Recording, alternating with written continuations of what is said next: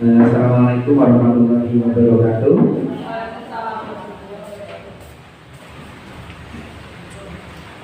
Alhamdulillah, wa syukurillah hari ini bisa bertemu dengan Bapak Ibu guru di SDN Tegal Besar 03 dalam keadaan sehat walafiat.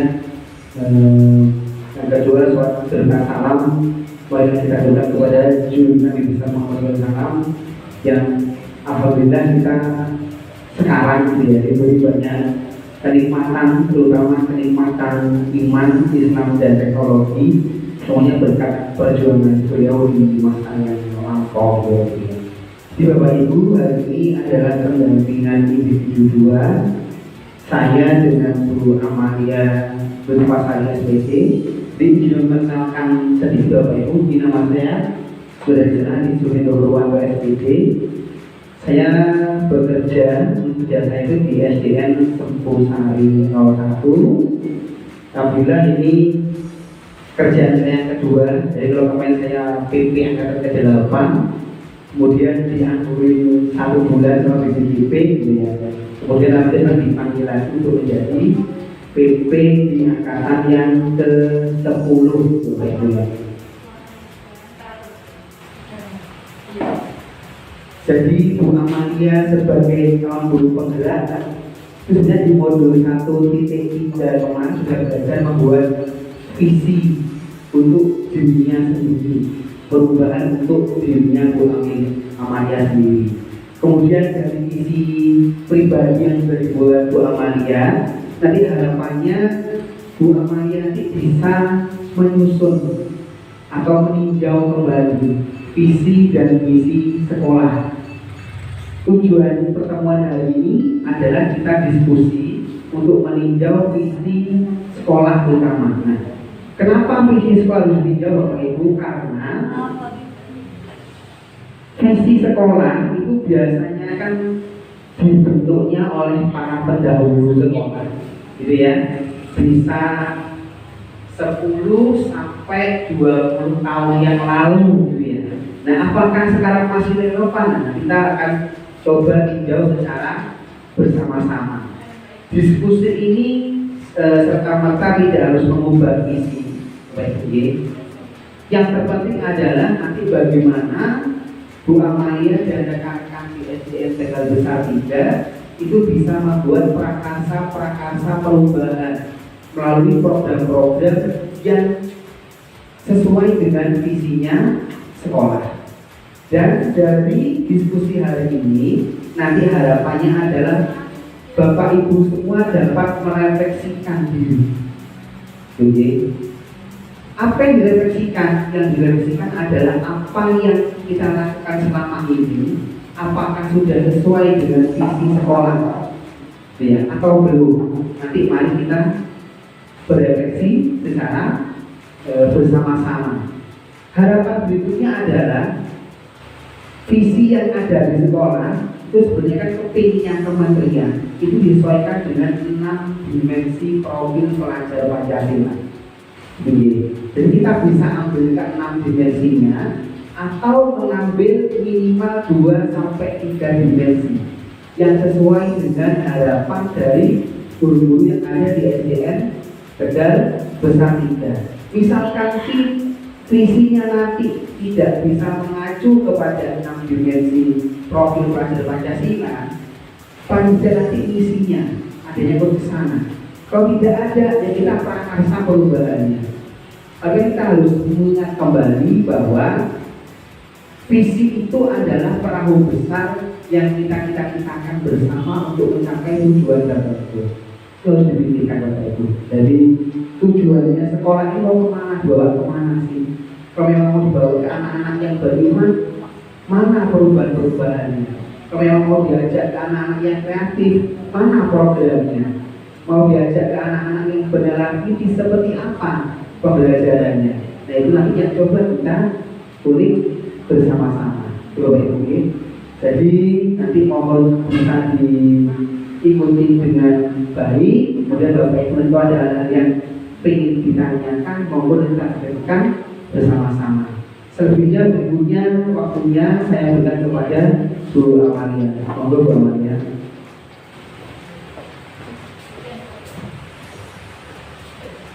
Terima kasih Bapak Suhendro Purwanto sebagai DPP.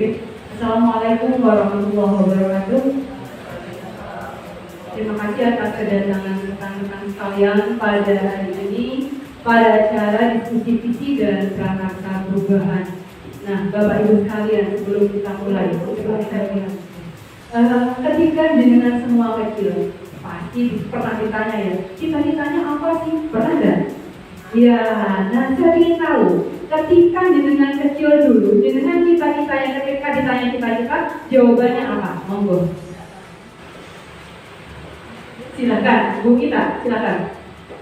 Dulu saya pas kecil ditanya cita-citanya jadi apa? Jadi dokter. Jadi dokter, tepuk tangan luar biasa Bu kita. Selanjutnya Bu Ika, monggo.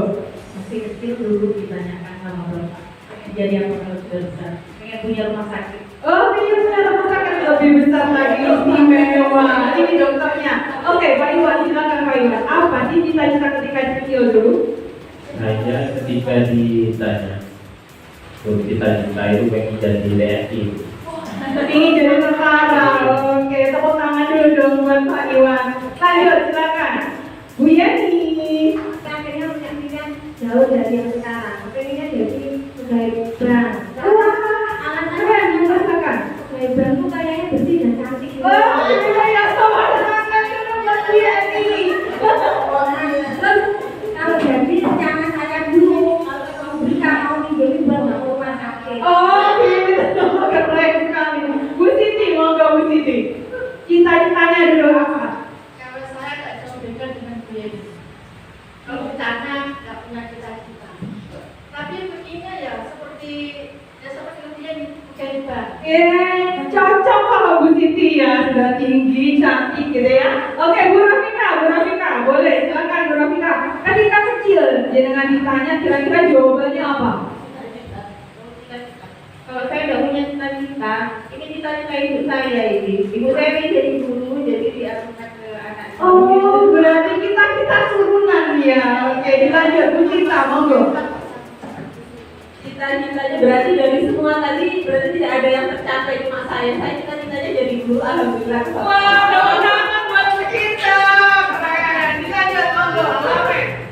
Kalau saya dulu pas kelas 2 itu saya punya guru tari yang spesial. Dia pintar, bertalenta dan segala macam. Jadi saat kelas 2 saya ingin jadi penari.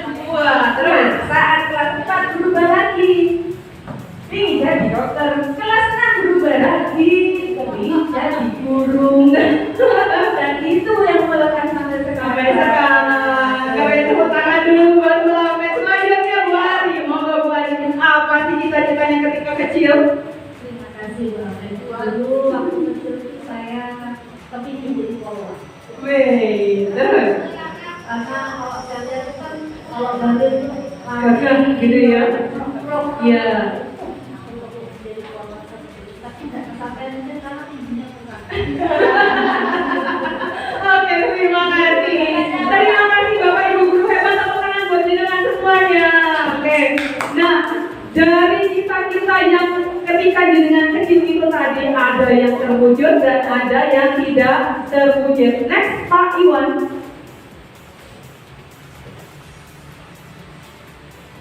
Oke.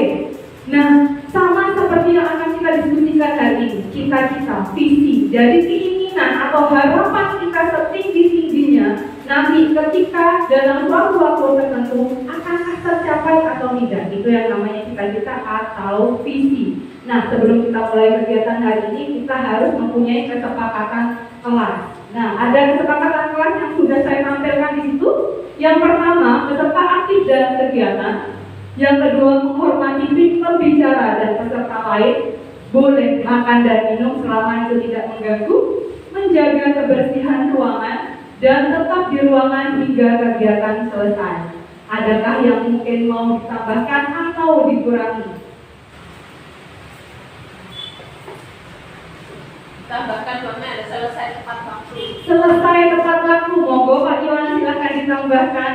selesai tepat waktu. Amin. Mudah-mudahan. Berarti saya harus kebut ini ya kita ya. Oke.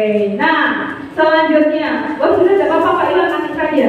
Berarti kita sepakati ya, selesai tepat waktu ya. Diulangi lagi Pak Iwan. Oke, dilanjutkan silakan. Lanjut Pak Iwan. Nah, tujuan diskusi kita hari ini adalah mendiskusikan tentang cita-cita atau visi warga sekolah terhadap murid di masa yang akan datang. Bapak Ibu sekalian, next. Sebelum kita mulai diskusi, ada beberapa kalimat rumput yang saya ingin menjadikan semua untuk menjawab. Nah, pertanyaan pertama, teknisnya adalah saya akan membagikan sticky note kepada Bapak Ibu sekalian. Silakan dijawab di dalam sticky note ini tadi dan ditempelkan sesuai dengan pertanyaannya. Bisa? Monggo disiapkan pulpennya. Nah, oke. Untuk pertanyaan yang pertama adalah, kita memimpikan murid yang seperti apa sih? Oke, silakan. Ternyata belum saya buka. Boleh pinjam spidol? Oh ya, boleh pinjam spidol yang tidak membawa pulpen, monggo bawa pakai spidol. Bawa ada.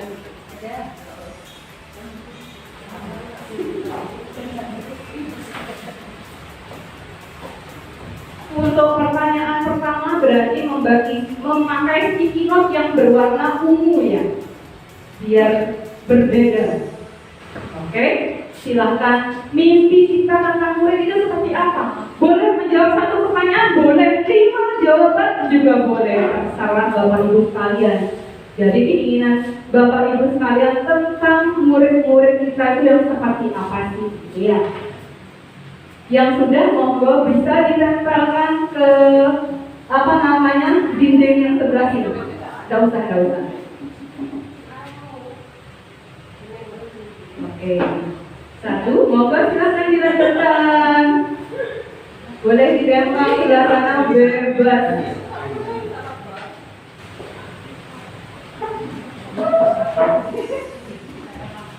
Itu yang ungu sama. Nah, ditaruh yang sebelah ungu ya.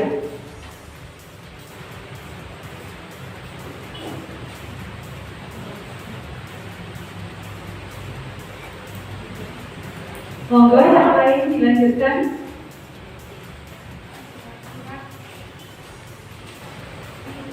Keinginan kita itu tentang murid-murid seperti apa sih yang kita impikan tentang murid-murid kita? Oke, boleh. Sudah selesai semua. Oke, dilanjutkan di pertanyaan atau kalimat rumput yang kedua. Next, Pak Iwan. Pertanyaan yang kedua adalah, kita percaya bahwa murid adalah, silakan dijawab di sticky note yang berwarna kuning.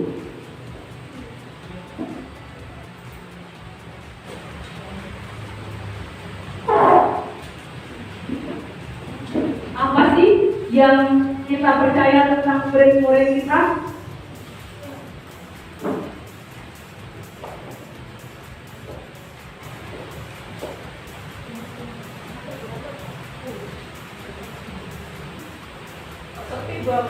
Iya, saya melihat teman-teman, wah serius sekali. Saya senang kalau begini ya.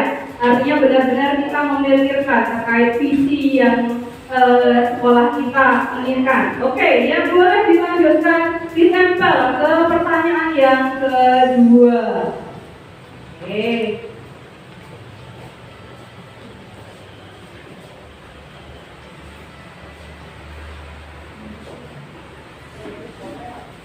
Berdiri saja. Oke, dilanjut ke pertanyaan selanjutnya. Kalimat rumput selanjutnya. Di sekolah kita mengutamakan apa? Kira-kira yang kita utamakan di sekolah ini adalah apa? Sekolah masing-masing ya. Kira-kira apa sih yang kita utamakan di dalam sekolah itu?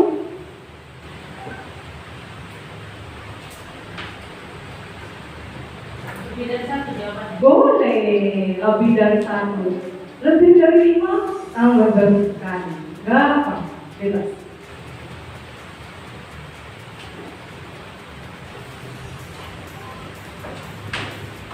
yang sudah boleh ditaruh di papan sesuai dengan pertanyaannya.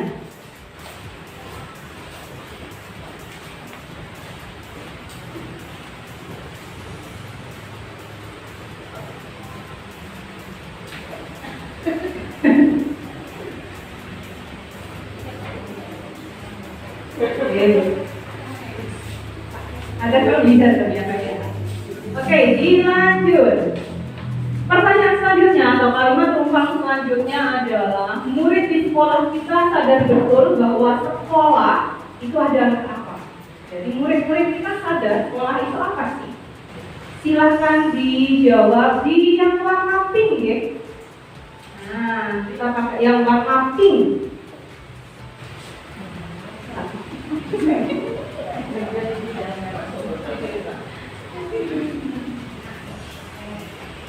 Wah, Bu Yeni nomor 1 keren. Silahkan Bu Yeni.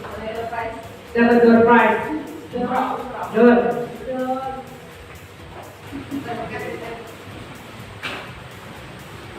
Pertanyaan selanjutnya adalah kalimat tumpang selanjutnya adalah kita warga sekolah yakin betul bahwa sekolah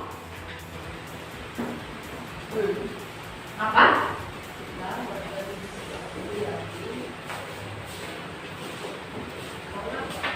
Warna hijau, oke?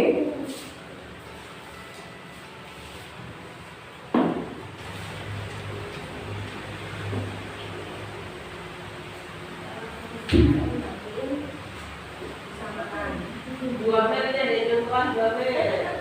Oh, siapa? Pak Iwan. Ada nggak tadi kesepakatan Tuan? Kalau nggak ada apa-apa.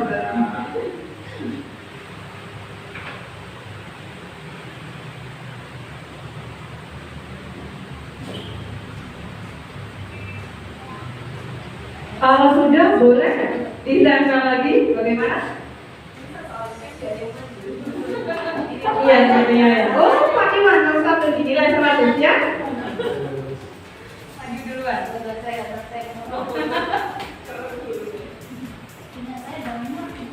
Oh, enggak apa-apa. Karena iya, baik.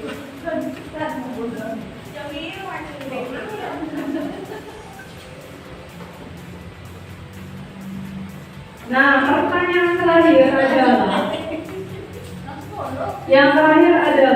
kita dan warga di sekolah ini paham bahwa apa sih yang kita pahami?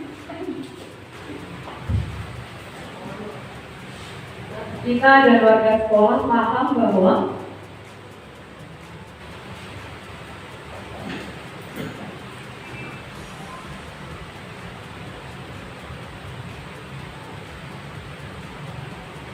teman-temannya rajin sekali ya, ini sekali ya. Makanya itu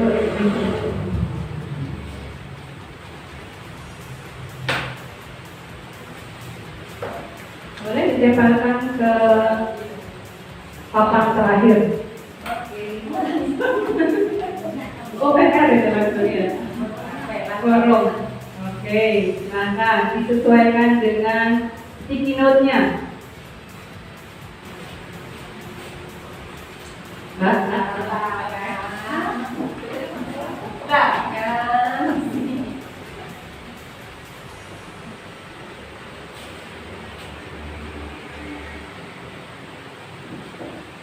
Wow, selesai semuanya. Tinggal pertanyaan terakhir ya.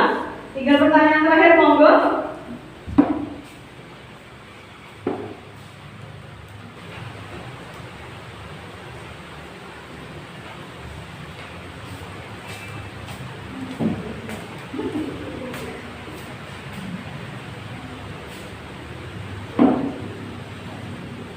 Sudah selesai semua untuk pertanyaan terakhir? Iya, kurang ini yang pertanyaan terakhir ini. Oke, sambil menunggu pertanyaan terakhir, kita akan review dari yang pertama. Kita memiliki murid yang seperti apa ya? Saya akan bacakan dari jawaban teman-teman. Yang pertama, memiliki akhlak dan budi pekerti yang baik. Nah, ini juga banyak. Smart, proaktif, peka, dan memiliki adab. Terus selanjutnya kreatif, aktif, bisa diajak bekerja sama, terus rajin, cerdas, bisa membaca dan berhitung, aktif, berkolaborasi dan disiplin, mau menyampaikan apa yang dia rasakan dan keinginannya, serta KBM-nya yang seperti apa. Nah, selanjutnya ada saya memimpikan murid yang berakhlak dan beradab baik, jujur dan mandiri. Nah, kalau dilihat dari harapan-harapan ini semua, berarti bisa nggak saya simpulkan bahwa keinginan atau mimpi Bapak Ibu sekalian adalah anak yang berkarakter profil pelajar Pancasila? Bisa nggak? Oke. Siapa yang masih ingat profil pelajar Pancasila itu apa? Nah, biar lebih semangat, ini ice breakingnya ya. Kita menyanyikan lagu pelajar Pancasila bersama-sama. Yuk. 1, 2, 3. Belajar Pancasila, beriman dan bertakwa pada Tuhan Yang Esa dan berakhlak mulia, berkebinekaan global, gotong royong mandiri, kreatif dan beraktivis. Bagus sekali. Yang hafal ini biasanya guru kelas rendah gitu ya. Oke, dilanjutkan. Kita percaya, apa sih yang kita percaya terkait murid-murid kita? Bisa saya minta bantuan teman-teman untuk membacakan? Bisa, boleh? Oke, bisa atau bisa? Terserah, ayo. Oke, ini dari teman-teman. Kita percaya bahwa murid adalah yang pertama, ada anak yang baik dan pintar, anak yang memiliki masa depan yang gemilang. Yang kedua, ini ada mereka memiliki keistimewaan masing-masing. Masing-masing individu memiliki potensi yang berbeda. Yang ketiga, partner seorang guru dalam pembelajaran. Ada cinta, ya. Ini ada cintanya. Yang keempat itu asal yang hidup. Yang kelima, anak yang masih polos. Oke. Yang keenam itu adalah murid itu seperti kertas, bisa ditulis yang isinya ilmu. Selanjutnya, sama seperti kita tapi dalam bentuk kecil, jadi punya rasa keinginan yang sama sebagai manusia. Dan selanjutnya itu ada generasi bangsa yang perlu kita jaga dan cetak untuk menjadi generasi emas. Yang terakhir, bahwa murid itu unik, mempunyai sifat, bakat, dan karakter yang berbeda. Oke, tepuk tangan buat kita semuanya. Hebat sekali Bapak Ibu Guru. Berarti kita semua mempercayai bahwa murid-murid kita itu mempunyai potensi yang sangat amat bagus, baik, dan kita adalah media untuk membuat mereka lebih meningkatkan potensinya. Jadi kita adalah teman. Gimana caranya anak-anak itu biar bisa mendapatkan keselamatan sebesar-besarnya, gitu ya. Oke, dilanjutkan. Di sekolah kita mengutamakan apa? Siapa yang bisa bantu saya? Bu Ika?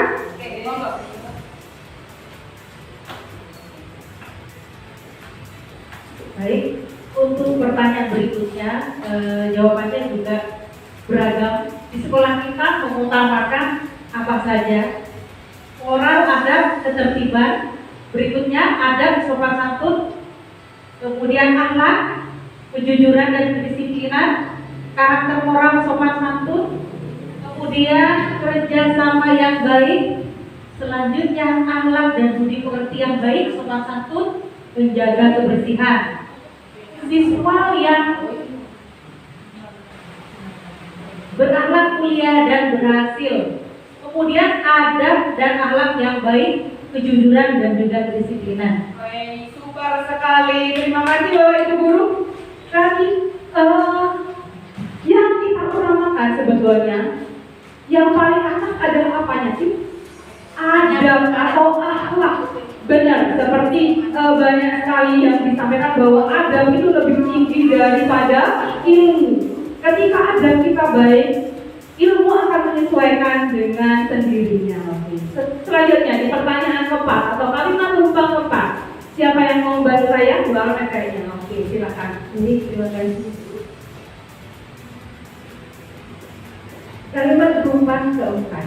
Murid di sekolah kita sadar betul bahwa sekolah adalah tempat belajar dan bermain. Kemudian sekolah merupakan rumah kedua untuk menimba ilmu bagi mereka. Selanjutnya ada yang jawab, murid di sekolah kita sadar betul bahwa sekolah adalah tempat menuntut ilmu, tempat belajar atau menuntut ilmu.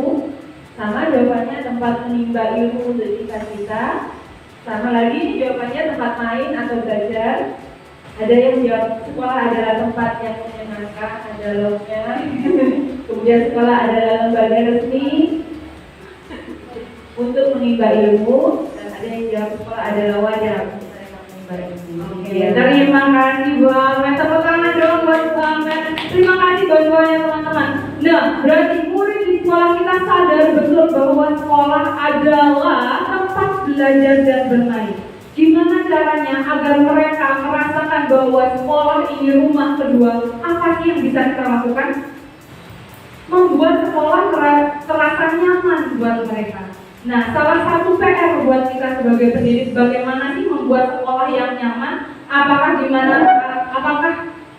gimana mereka pokoknya masuk ke sekolah, apakah begitu? Ataukah kita membuat pembelajaran yang menyenangkan buat mereka? Atau bagaimana? Siapa yang mau menjawab? Ayo kita diskusi, monggo. Seperti apa sih sekolah yang menyenangkan? Monggo, Bu Cinta.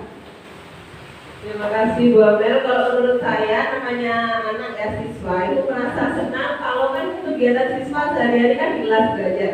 Jadi menurut saya gimana membuat siswa senang ke sekolah, kita membuat pembelajaran itu yang menyenangkan bagi siswa seperti itu Bu Amel. Jadi besok aku ketemu Bu itu lagi nanti belajar kayak gitu jadi semangat untuk sekolah. Oke, terima kasih Bu Cinta. Adakah lagi yang ingin menambahkan sebetulnya menyenangkan dalam konteks pembelajaran di sekolah itu yang seperti apa sih? Adakah? Oke, monggo Bu Yeni. Terima kasih. Kalau menurut saya nih, belajar yang menyenangkan itu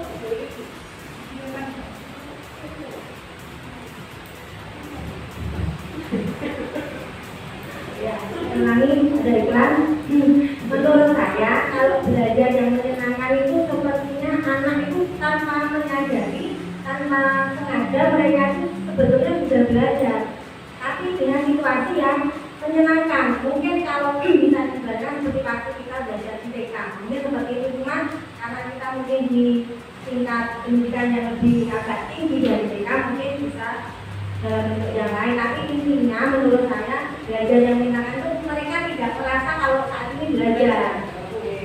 Oke, terima kasih Bu Yeni, super sekali. Tepuk tangan dong buat kita semuanya. Adakah lagi yang mau menambahkan? Bu Ari kayaknya sudah untuk menambahkan ini ya. Oke, monggo Bu Ari. Ya, terima kasih Bu Amel. Menurut saya kalau sekolah yang menyenangkan itu kita mengajak anak-anak itu untuk bermain, tetapi di situ kita sambil belajar. Jadi anak-anak juga merasa tidak bosan di sekolah. Kemudian kita juga melakukan pendekatan personal. Jadi kita duduk anak-anak, kedatangan kita dinanti ya, untuk ingin jumpa dengan guru atau mau dengan guru. Seperti yang saya ingin lakukan menjadi sekolah yang menyenangkan. Oke, terima kasih Bu Ari. Saya sangat apresiasi sekali Bapak Ibu sekalian. Berarti keinginan Bapak Ibu sekalian untuk merubah kelas kita menjadi kelas yang sangat menyenangkan itu sudah bersemangat. Tepuk tangan dulu dong buat kita semua. Oke, nah selanjutnya untuk pertanyaan rumpang selanjutnya adalah kita dan warga di sekolah ini paham bahwa ini belum ya? Kita dan warga sekolah ini yakin, oke. Kita dan warga sekolah ini yakin bahwa siapa yang mau membantu saya untuk membacakan ke depan Bu Rafika? Bisa? Terima kasih Bu Rafika.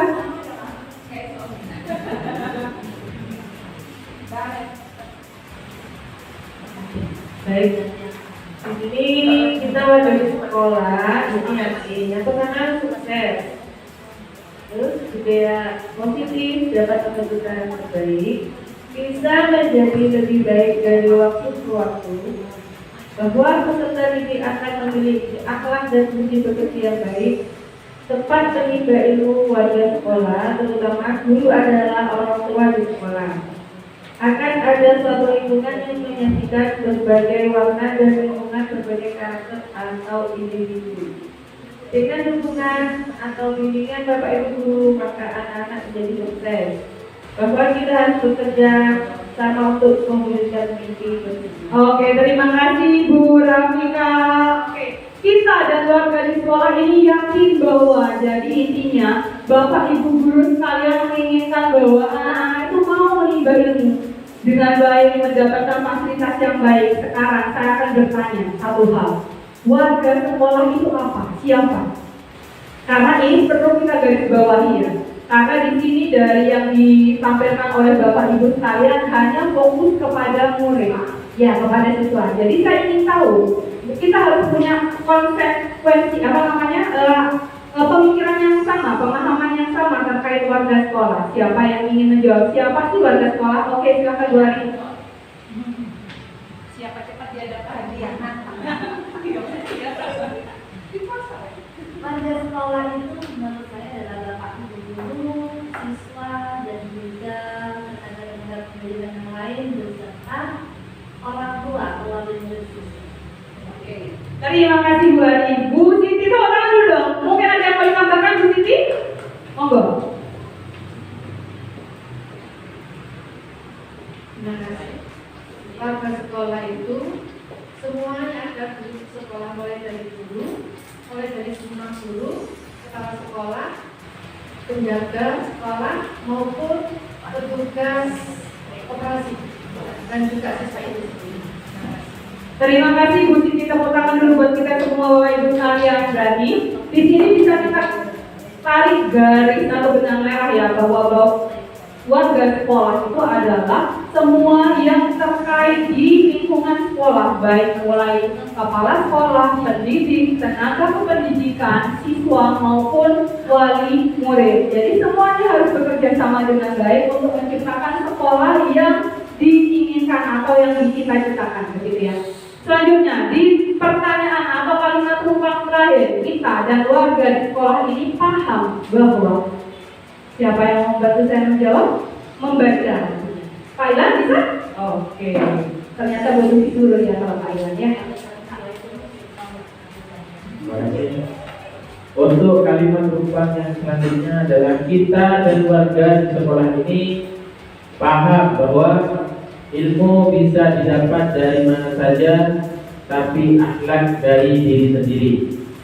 Yang kedua, ilmu karakter lebih penting dibanding ilmu yang lainnya. Yang selanjutnya, aturan perlu dilaksanakan, ketertiban perlu digalakkan. Yang selanjutnya, kolaborasi sangat penting. Lebih. Yang selanjutnya, pendidikan adalah kebutuhan manusia untuk jadi penerus bangsa. Semua butuh proses harus dijalankan dengan penuh tanggung jawab. Dan yang terakhir, kerjasama itu penting. Oke, terima kasih Pak Iwan. Tepuk tangan dong buat Pak Iwan. Nah, kita dan warga di sekolah ini paham bahwa berarti dari jawaban Bapak Ibu sekalian, dari ilmu, karakter yang dipentingkan oleh kita semuanya, akhlak itu lebih penting daripada ilmu. Silahkan di-next Pak Iwan. Sebelumnya Pak Iwan. Nah, dari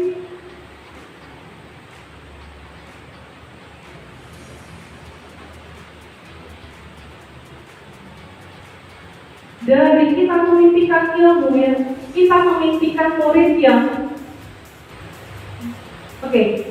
dari impian-impian kita semua dengan memiliki murid dengan sikap tersebut di atas, diharapkan kita dapat menciptakan lingkungan belajar yang menyenangkan, positif, produktif, serta dapat menjadi manusia yang sukses serta berguna bagi masyarakat. Selanjutnya, Pak Iwan tepuk tangan dulu buat kita semua. Nah, untuk pertanyaan yang kedua, kita percaya bahwa murid adalah dari paparan Bapak Ibu sekalian. Dapat saya simpulkan bahwa dengan kepercayaan itu, kita akan berkomitmen untuk mendukung dan membimbing murid untuk mencapai potensi maksimal mereka untuk berguna bagi sekitarnya. Oke, selanjutnya Pak Iwan. Di sekolah kita mengutamakan apa sih? Dari jawaban Bapak Ibu tadi, di sekolah kita akan lebih mengutamakan akhlak atau adab daripada ilmu. Dengan begitu dapat saya simpulkan, dengan mengutamakan akhlak, kita bisa berkomitmen untuk menciptakan lingkungan belajar yang holistik dan mendukung perkembangan siswa secara menyeluruh. Selanjutnya, murid di sekolah kita sadar betul bahwa sekolah adalah tempat yang menyenangkan, tempat bermain dan belajar, wadah untuk mereka menimba ilmu. Nah, dengan kesadaran itu, kita bisa menggali bahwa murid dapat menjadi individu yang bertanggung jawab atas pilihannya, serta siap untuk menghadapi tantangan di masa depan. Oke, selanjutnya kita warga di sekolah ini yakin bahwa sekolah adalah lingkungan untuk menimba ilmu. Budaya positif dapat membentuk karakter murid. Dari jawaban-jawaban Bapak Ibu sekalian, dengan keyakinan itu, berarti warga sekolah kita semua akan berkomitmen untuk bekerja sama dan memberikan yang terbaik demi tercapainya lingkungan pendidikan yang bermutu dan harmoni. Di pertanyaan terakhir, kita dan warga di sekolah ini paham bahwa kerjasama itu penting.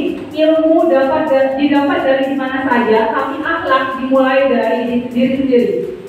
Dari pemahaman itu tadi, kita akan berusaha menciptakan lingkungan pendidikan yang inspiratif dan mendukung pemberdayaan warga sekolah, sehingga mencapai potensi terbaiknya. Next, Pak Iwan. Nah, sekarang kita akan melihat visi SDN Tegal Besar 3. Visi dari SDN Tegal Besar 3 ini terpampang di kantor kita, kantor kepala sekolah. Visinya adalah unggul dalam prestasi berdasarkan IPTAK dan IPTEN, berperilaku yang sehat serta berwawasan nasional dan global. Indikator visinya adalah unggul berprestasi dalam ilmu agama dan akhlak serta ilmu pengetahuan dan teknologi. Yang kedua, menjalankan pola hidup sehat baik di sekolah, di rumah maupun di lingkungan masyarakat. Yang ketiga, berwawasan nasional dan global yang diwujudkan dengan sikap mandiri dan inovatif. Yang keempat, mampu dan mau mengikuti pembelajaran sesuai dengan kodrat alam dan kodrat zamannya. Sedangkan misi dari SDN Tegal Besar 3 yang pertama adalah membimbing siswa memiliki dasar-dasar akhlak mulia dan budi pekerti yang luhur. Yang kedua, membina siswa memiliki kemampuan akademik, kreatif, berpikir kritis, pemberani, tanggung jawab, dan mandiri. Yang ketiga, melaksanakan pembelajaran aktif, kreatif, dan menyenangkan. Yang keempat, menumbuh kembangkan semangat berprestasi pada seluruh warga sekolah. Yang kelima, menumbuh kembangkan kegiatan yang berwawasan impact. Bapak Ibu sekalian, apakah visi kita sudah selaras dengan cita-cita kita untuk murid? Jadi, yang kita harapkan tadi, apakah sudah terwujud dalam visi kita tadi? Apakah mau dikembalikan lagi? Jadi Bapak Ibu bisa melihat apakah benar ya visi sekolah kita itu sesuai dengan apa yang saya cita-citakan. Pak Iwan, di back dulu Pak Iwan, kembali dulu. Monggo diperhatikan. Apakah visi kita itu sudah sesuai dengan harapan kita sekalian? Sudah sesuai? Alasannya monggo Bapak Ibu, terutama yang dari SDN Tegal Besar 3, monggo bantu saya untuk menjawab apa sih alasannya, apakah itu sesuai atau tidak sesuai. Monggo kita silakan. Kalau melihat dari indikator yang ada antara visi dan misi, antara visi dan misi, saya menyimpulkan bahwa semua yang ada di poin-poin itu ada pada karakter siswa yang sudah ada saat ini, terutama apa yang dijawab oleh guru tadi sudah mewakili dari sekian poin yang ada di depan. Oke, terima kasih Bu Ika, terima kasih. Tepuk tangan dulu buat Bu Ika dong. Oke, selanjutnya ada yang punya jawaban yang lain? Oke, monggo, Bu Rafika. Kalau menurut saya itu sesuai karena tadi yang dijabarkan itu menurut Pak Hafiznya dari keinginan para guru yaitu yang utama akhlak, itu sudah ada akhlaknya, terus ilmu juga ada, terus pola hidup yang menyenangkan siapa juga ada. Kalau menurut saya itu sudah sesuai seperti itu. Oke, terima kasih Bu Rafika. Tepuk tangan dulu buat Ibu Rafika. Bapak Ibu sekalian, tepuk tangannya mana? Jangan bagi-bagi. Oke. Nah, Bapak Ibu sekalian, dari visi ini, menurut jenengan semua, apakah ada yang perlu untuk ditambahkan? Misalnya, Bu Ana, karakter ini belum muncul, atau misalnya seperti itu. Karena visi ini adalah rencana atau cita-cita ya kita di masa yang akan datang. Jadi kita namanya cita-cita, kita pasti akan berkeinginan terbaik atau keinginan maksimal kita seperti apa. Apakah ada yang perlu ditambahkan atau dikurangi? Monggo Bu Cinta. Terima kasih Bu Amel. Ini kan saya rasa ini meski gini ya, ini kan pergantian visi misi ini tidak selalu setiap tahun harus diganti kan ya. Jadi kebetulan visi dan misi sekolah kita ini baru. Jadi saya rasa ini sudah disesuaikan dengan kondisi terbaru yang ada di sekolah kita. Terima kasih Bu Cinta. Oke, next Pak Iwan. Tepuk tangan dulu dong buat Bu Cinta. Ayo tepuk tangan. Bari tepuk tangannya mana ya? Terima kasih. Oke, nah sekarang apakah visi kita sudah selaras dengan cita-cita untuk murid? Yes or no? Yes. Kurang semangat. Yes or no? Yes. Oke, tepuk tangan dong buat kita semuanya. Oke, selanjutnya Pak Iwan. Kalau aku Yes, ya. Nah, tadi sudah saya tanyakan, adakah masukan yang perlu ditambahkan? ada Apa? Monggo silakan. untuk visi sekolah kita ya. Yang kurang dari sekolah kita adalah visi mewujudkan perpustakaan. Mewujudkan perpustakaan sebagai sumber belajar. Oke, dicatat Pak Iwan. Tolong dicatat dulu, nanti saya perbaiki. Masukannya adalah menambahkan perpustakaan sebagai pusat atau sumber belajar. Adakah lagi yang perlu ditambahkan? Mewujudkan perpustakaan sebagai sumber belajar. Oke, silakan. Adakah yang mau menambahkan lagi? Masukannya seperti apa sih? Untuk kita semua, untuk perbaikan SDN Tegal Besar 3. Sudah? Tidak ada lagi? Adakah lagi yang mau menambahkan? Pas? Oke, kita pindah ke pertanyaan selanjutnya Pak Iwan. Kesimpulan dari hasil diskusi terkait visi sekolah, berarti visi sekolah kita sudah baik, sudah sesuai dengan keinginan kita semua. Cuma ada yang perlu ditambahkan, yaitu mewujudkan perpustakaan sebagai salah satu sumber belajar di sekolah, dan ini adalah PR kita bersama. Jangan lupa untuk dicatat Pak Iwan. Terima kasih banyak. Oke, dilanjutkan Pak Iwan. Nah, rincian sikap dan perilaku guru, kepala sekolah, murid, serta orang tua yang mencerminkan visi yang dirumuskan. Contohnya adalah misalnya guru masuk tepat waktu. Apakah kita sudah seperti itu? Guru ramah kepada anak. Apakah kita sudah seperti itu? Guru mengajar dengan menyenangkan. Orang tua memantau perkembangan murid. Terus contoh lain adalah murid disiplin dan sopan pada guru. Nah, yang kita berikan contoh ini banyak ke gurunya. Kira-kira contoh lain untuk mencerminkan visi kita itu seperti apa? Adakah yang punya jawaban yang lain? Contoh lainnya, contoh real atau contoh yang bisa kita lihat untuk mencerminkan visi itu apa sih? Bisa dari guru, wali murid, atau siswa kita. Adakah yang mau ditambahkan? Monggo Bu Siti.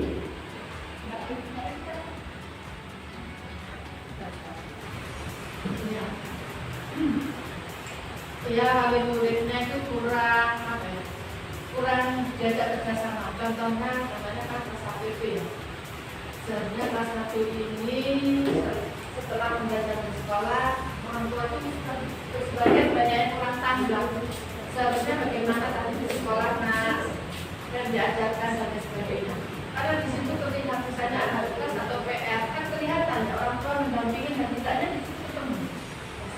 Ya, terutama untuk kelas rendah ya Bu. Kelihatan sekali ketika anak-anak itu didampingi atau tidaknya. Oke, berarti yang contoh keempat itu sudah memenuhi ya, orang tua memantau perkembangan murid gitu ya. Adakah lagi yang mau ditambahkan Bapak Ibu sekalian? Contoh yang lain lagi. Adakah balik? Mungkin mau ditambahkan? Oh, mau Wika? Mungkin saya sedikit menambahkan di sini dari 5 poin yang menurut saya tidak ada dan ini memang wajib kita sosialisasikan terhadap anak. Di sana nanti visinya itu ada juga ada. Sedangkan di lapangan siswa kebanyakan hanya hormat pada guru kelasnya masing-masing. Jadi untuk guru kelas lain bahkan mereka tidak mengenal. Sekalipun pun mereka tidak akan bertegur sapa. Terima kasih Bu Ika. Kayaknya ini adalah permasalahan di hampir semua ya, terutama untuk SD ya. Nah, kira-kira menurut Bapak Ibu guru, apa sih yang bisa kita lakukan agar anak-anak kita itu mengerti ya sama kita, tahu, kenal dengan kita, baik dari kelas 1 sampai kelas 6. Adakah yang punya solusi terkait ini Bapak Ibu? Silakan Bita.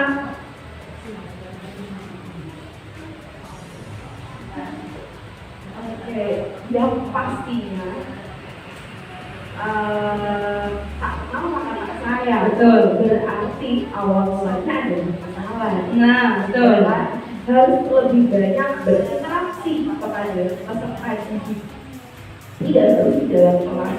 Misal pada saat upacara kita bisa menjadi pembina upacara atau di kegiatan Jumat Sehat atau senam pagi hari Sabtu. Kan pasti seluruh siswa itu hadir di lapangan dan kita juga ikut dalam kegiatan itu. Jadi mungkin bisa di kegiatan yang seperti itu. Oke, terima kasih Bu Ita, tepuk tangan super sekali jawabannya Bu Ita. Oke, di tepuk tangan dong buat Bu Ita. Ada lagi yang mau ditambahkan terkait bagaimana sih cara kita supaya murid dari seluruh tingkat itu mengenal kita? Adakah yang mau ditambahkan? Kayaknya Bu Hari ini kayaknya mau jawab ini. Oh iya, ganti Bu Armet sudah. Ayo. Bagaimana cara kita agar semua siswa di semua tingkat itu mengenal dengan kita? Oh iya. Begini, kalau menurut katanya yang penjelasan tadi Bu, bahwa sebagian murid itu memang hanya mengenal guru kelas tempat mereka belajar dan guru olahraganya. Nah, seperti di sekolah saya itu rombelnya banyak, jadi memang banyak murid yang tidak mengetahui guru lain. Itu kalau saya solusi yang saya gunakan itu di awal saat pengenalan dengan kelas itu dari kelas 1 saya ajak mereka berkeliling. Jadi mereka bermain kereta api keliling ke kelas masing-masing. Di depan kelas itu mereka berkenalan dengan gurunya bahwa ini adalah kelas 2A, 2B, 2C dan selanjutnya, dan ini adalah gurunya. Dan itu saya tanyakan kepada mereka juga, tadi disebutkan siapa nama guru kelas 2. Berjalan sampai ke kelas 6. Selanjutnya tidak cukup hanya dari itu, kita harus banyak berinteraksi dengan semua lingkup sekolah. Jadi di saat betul tadi bahwa memang harus ada kegiatan bersama rutin. Contohnya senam bersama. Itu efektif sekali untuk mengenalkan anak-anak tentang kepada guru lain di lingkungannya. Jadi mereka terbiasa melihat guru bapak guru itu. Kemudian mereka juga awalnya yang tidak tahu kan jadi tahu. Jadi harus memperbanyak interaksi antar semua anggota di sekolah. Terima kasih Bu Ahmed, tepuk tangan dulu dong buat kita semuanya. Oke, berarti yang bisa kita lakukan agar anak-anak itu mengenal kita adalah satu, ikut serta dalam kegiatan bersama, misalnya seperti senam atau ekstrakurikuler gitu ya, atau ketika PBBB kita mengenalkan diri dengan aktif, kita proaktif untuk mengenalkan, atau ketika pagi menyambut siswa, kita kan anak-anak pasti paham dengan kita. Nah, itu adalah salah satu caranya. Oke, next Pak Iwan. Lanjut. Oke lah, ternyata ada ice breaking ya, biar lebih semangat Bapak Ibu sekalian. Oke, clue-nya adalah seminggu ada 7 hari. Kayaknya ada semangat nih ice breaking-nya. Tepuk tangan dulu dong buat kita semua. Nah, ice breaking-nya, clue-nya adalah seminggu ada 7 hari. Di hari pertama, Dina ke Semarang. Hari kedua, Dina ke Denpasar. Nah, kira-kira hari ketiga Dina kemana sih? Siapa yang mau jawab? Ayo, ininya sudah KW-KW. Oke, silakan Bu Ita. Kemana kan Dina di hari ketiga? Di hari ketiga itu hari Rabu, berarti Dina ke Rabu Putih. Mohon maaf masih salah. Adakah yang bisa menjawab yang lain? Kira-kira Dina kemana sih ke hari ketiga? Kemana? Hari pertama ke Semarang, hari kedua ke Denpasar, hari ketiga ke mana? Oke. Biar lebih fresh, ayo Bapak Ibu. Ayo dilanjutkan, silakan Bu Ita. Dina di hari ketiga berarti ke Tulung Agung. Oke, tepuk tangan buat Bu Ita, keren banget. Silakan dikilai Bu Ita. Oke, nah hari keempat Dina kemana? Ayo, hari keempat Dina kemana? Hari pertama ke Semarang, hari kedua ke Denpasar, hari ketiga ke Tulung Agung katanya. Hari keempat ke mana? Solo. Salah masih ya. Seminggu ada 7 hari, itu clue-nya Bapak Ibu. Oke, apa? Salah masih Bu Ita, bisa kasih tahu caranya gimana menyelesaikan? Oke, lihat clue-nya. Seminggu itu ada 7 hari. Angka 7, Semarang 1, Denpasar 2, Tulung Agung 3. Berarti hari keempat hari kemana? Eropa bisa jadi depannya. Berarti hari kelima kemana? Lampung bisa. Hari keenam kemana? Ethiopia boleh. Hari ketujuh kemana? 7. Hari ketujuh mana? T lagi. Tulung Agung lagi balik lagi. Oke, Tasikmalaya juga boleh. Sudah mulai fresh. Apakah masih bingung dengan clue-nya? Masih bingung nanti ya langsung les sama Bu Ita kayaknya nih. Oke, lancar Pak Iwan. Kita sudah mulai fresh ya. Nah, sekarang inisiatif atau perangkat perubahan yang dapat dilakukan untuk mewujudkan perilaku yang mencerminkan visi sekolah. Nah, saya membuat prakarsa perubahan itu mewujudkan siswa yang memiliki kemampuan sesuai dengan tadi yang disarankan oleh Bu Rafika untuk memaksimalkan perpustakaan sebagai salah satu sumber belajar. Jadi saya membuat prakarsa perubahan mewujudkan siswa yang memiliki kemampuan menulis cerita fiksi sederhana atau saya singkat dengan si manis Tafiana. Oke. Dari prakarsa perubahan ini, nah apa saja sih yang perlu kita tanyakan? Yang pertama, kolaborasi apa sih yang dapat dilakukan guru, orang tua, kepala sekolah untuk mewujudkan visi sekolah? Yang kedua, kegiatan apa saja sih yang dapat dilakukan guru, orang tua, kepala sekolah untuk mewujudkan visi sekolah? Dan terakhir adalah langkah konkret apa yang dapat dilakukan untuk merealisasikan prakarsa perubahan ini? Nah, lanjutnya Pak Iwan. Jadi yang akan saya lakukan untuk mewujudkan prakarsa perubahan saya itu dengan menggunakan inquiry apresiatif yang namanya bagja. Bagja itu berasal dari bahasa Sunda, artinya bahagia, atau dalam bahasa Jawa bejo, gitu ya, sama-sama artinya bahagia. Nah, bagja itu terdiri dari apa saja? Yang pertama, membuat pertanyaan. Yang kedua, ambil pelajaran. Yang ketiga, gali mimpi. Yang keempat adalah jabarkan rencana. Dan yang terakhir adalah mengatur eksekusi. Next, Pak Iwan. Oke, ini adalah kanvas rancangan bagja yang saya susun. Dengan prakarsa perubahan mewujudkan siswa yang memiliki kemampuan menulis cerita fiksi sederhana atau Simanis Taviana. Nah, kenapa saya memilih ini sebagai rancangan atau prakarsa saya? Sama seperti tadi yang dibicarakan oleh Bu Rafika bahwa ada kegalauan ya, bahwa kita belum memaksimalkan perpustakaan sebagai sumber belajar kita. Yang pertama. Yang kedua, saya melihat bahwa nilai rapor pendidikan kita di bidang literasi turun dari tahun kemarin. Berarti ada yang salah terkait literasi di lembaga SDN Tegal Besar 3. Karena itu saya membuat prakarsa perubahan yang seperti itu. Nah, kita mulai dari B atau buat pertanyaan.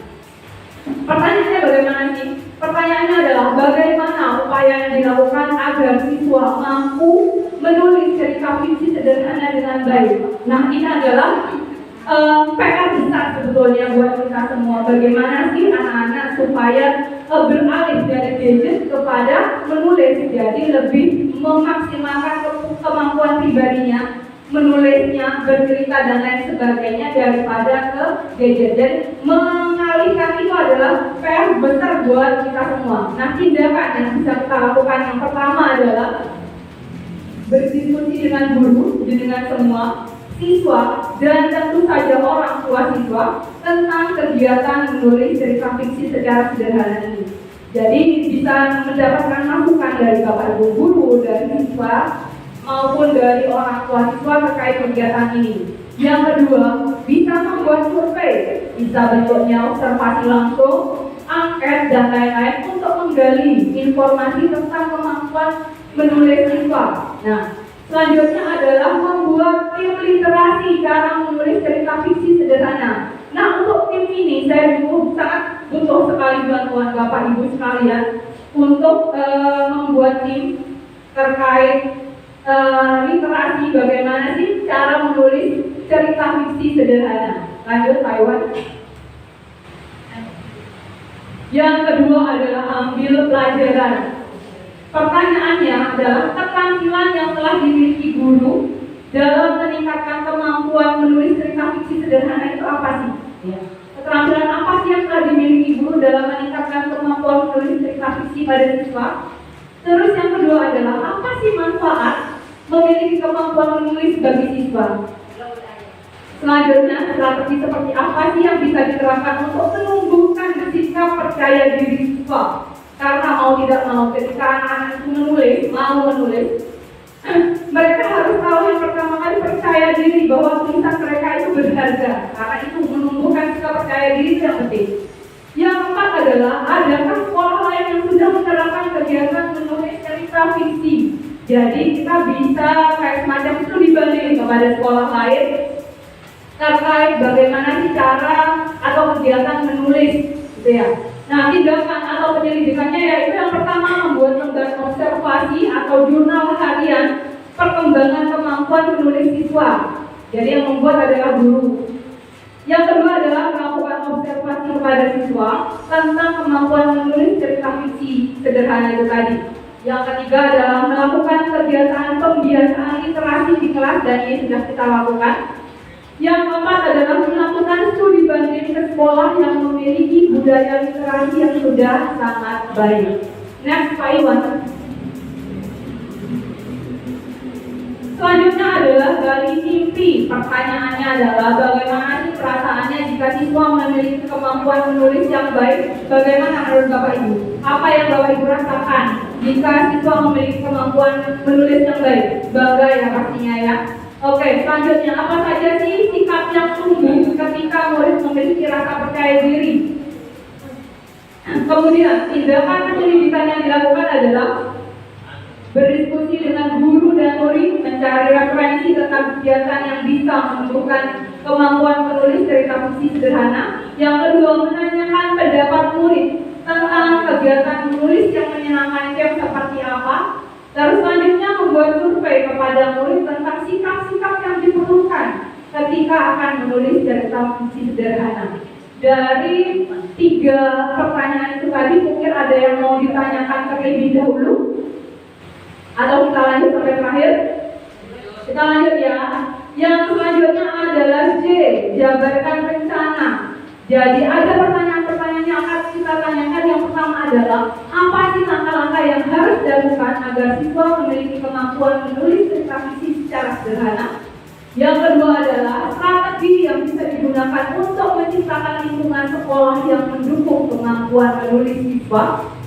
Terus selanjutnya adalah bagaimana memastikan setiap anak memiliki sikap percaya diri dalam menulis cerita fiksi sederhana. Selanjutnya adalah siapa yang akan terlibat dalam melaksanakan program menulis cerita fiksi sederhana. Dan yang kelima adalah bagaimana budaya literasi bisa diteruskan dan berjalan baik di sekolah. Jadi tindakannya adalah yang pertama, mengajak murid mengidentifikasi sikap yang menumbuhkan rasa percaya diri di sekolah. Yang kedua adalah membentuk tim literasi program menulis cerita bersama kepala sekolah, guru, dan warga sekolah lain. Barangkali wali murid kita adalah penulis gitu ya, jadi kita bisa masukkan beliaunya kepada tim literasi yang akan kita buat. Selanjutnya adalah memasang poster, infografis, atau video tentang cara menulis cerita dan mempraktekkan kegiatan menulis cerita di kelas. Jadi harus ada praktek di kelas. Yang keempat adalah membuat tim evaluasi program menulis cerita. Setelah kita membentuk tim literasinya, kita juga harus membentuk tim evaluasi. Jadi biar kita tahu kemajuan dari tim itu seperti apa. Dilanjutkan Pak Iwan, yang terakhir adalah atur eksekusi. Jadi terakhirnya adalah, nah pertanyaan yang bisa kita tanyakan adalah, kapan waktu kegiatan untuk mewujudkan itu tadi ya, prakarsa perubahan itu tadi. Yang kedua, siap. Yang ketiga, pernah atau tidak mengadakan kegiatan seperti ini? Diskusi, ngobrol bareng, semuanya boleh bersuara. Sering atau jarang atau belum pernah? Kalau jarang itu kira-kira berapa? 1 bulan sekali? 1 tahun sekali. Justru Bapak Ibu yang tahun sekali ya. Sebenarnya Bapak Ibu, jadi dari kegiatan yang sudah Bu Amen lakukan tadi, itu ada beberapa hal yang menjadi juga harapan dari kementerian, dari TV gitu ya. Apa sih harapannya? Pertama, ayo kegiatan ngobrol bareng seperti ini itu sebenarnya harus sering dilakukan oleh sekolah. Karena apa? Dari kegiatan seperti ini nanti banyak sekali harapan, inovasi, ide-ide atau perspektif baik yang nanti bisa diutarakan oleh Bapak Ibu guru.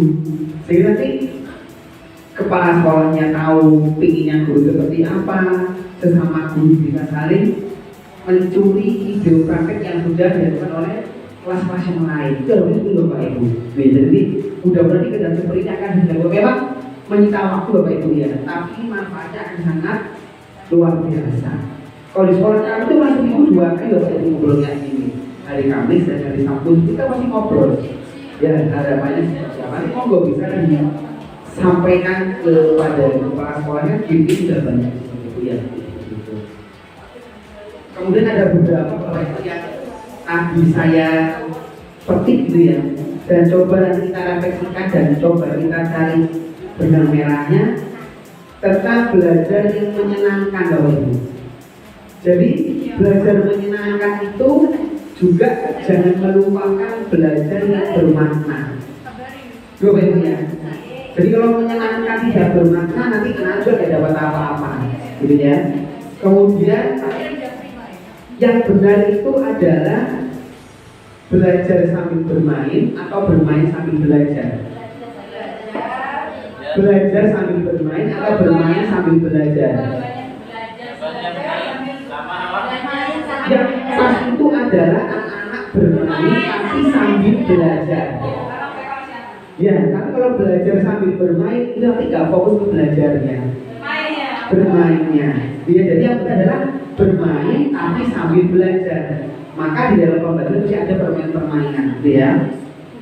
Kemudian yang sekolah yang satu lagi tadi Bu siapa gitu yang pengen mewujudkan perpustakaan, gitu ya. Nah, nanti itu bisa Bapak Ibu masukkan atau bisa Bapak Ibu sampaikan di program sekolahnya. Nah, gitu ya. Karena nanti pengen mau di perpustakaan, berarti program sekolah yang mau bukan perpustakaan, Bapak Ibu bisa sampaikan, bisa buat melalui baca, gitu ya. Nah itu jangan dimasukkan ke dalam visi atau misi, tapi masuk ke dalam program, gitu ya. Kemudian visi sekolah sudah pas, tidak bisa memaksa mau dibuat itu kan intern dari SDN Tegal Besar 3. Prakarsanya juga sudah disampaikan. Kemudian prakarsa perubahan itu Bapak Ibu bisa mengacu ke visi, misi atau ke raport pendidikan dari 6 karakter yang ada di raport ini, mana yang nilainya butuh intervensi itu bisa dibuatkan program-program yang sesuai dengan angkanya baca. Kemudian yang terakhir tadi tentang literasi. Selain kegiatan umum sampai tadi sampai Bapak Ibu di kelas membaca dan sebagainya, ternyata literasi juga itu bisa kita naikkan melalui penyediaan lingkungan belajar yang literatif.